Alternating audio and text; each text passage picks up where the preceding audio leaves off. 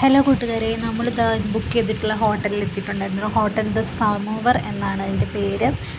Online വഴി തന്നെയാണ് നമ്മൾ ഈ ഹോട്ടൽ ബുക്ക് ചെയ്തിട്ടുണ്ടായിരുന്നത്. അതുകൊണ്ട് ജസ്റ്റ് നമ്മുടെ പേരും ഡീറ്റെയിൽസും ഒന്ന് എഴുതി കൊടുത്താൽ മതിയായിരുന്നു.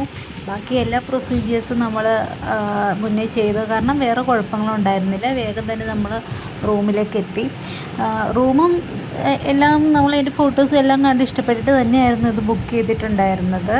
അതുകൊണ്ട് തന്നെ വേറെ പ്രശ്നമൊന്നും ഉണ്ടായിരുന്നു. പക്ഷേ ഫുഡ് നമുക്ക് പുറത്ത് പോയി കഴിക്കണം. കാരണം ഇവിടുന്ന് ഫുഡുണ്ട്, എന്നാലും എനിക്കും ജോഷുവിനും ഇവിടുത്തെ ഫുഡൊന്നും അത്ര ഇഷ്ടപ്പെടാത്ത കാരണം നമ്മൾ കേരള ഹോട്ടൽ നോക്കിയിട്ടുണ്ടായിരുന്നു. അങ്ങനെ നോക്കിയപ്പോൾ തന്നെ നമുക്കൊരു ഹോട്ടലും കിട്ടി. ഇവിടുത്തെ ടോയ്ലറ്റ് അത്ര നന്നായിരുന്നില്ല കേട്ടോ, കുറച്ച് ഡാമേജ് ഉള്ള പോലെയൊക്കെ തോന്നി. ബാക്കിയെല്ലാം ഓക്കെ ആയിരുന്നു. അങ്ങനെ ഞങ്ങളൊന്ന് റെഡി ആയിട്ട് ഇതാ ഫുഡ് കഴിക്കാൻ പോവുകയാണ്. നമ്മളോട് ഒരു ഹാഫ് ആൻ അവർ കഴിഞ്ഞ് വന്നാൽ മതി എന്ന് പറഞ്ഞിട്ടുണ്ടായിരുന്നു. അപ്പോൾ ഒരു 7:30 ആകുമ്പോഴേക്കും നമ്മളോട് എത്താൻ പറഞ്ഞു. നമ്മൾ അങ്ങനത്തെ ഹോട്ടലിലെത്തി.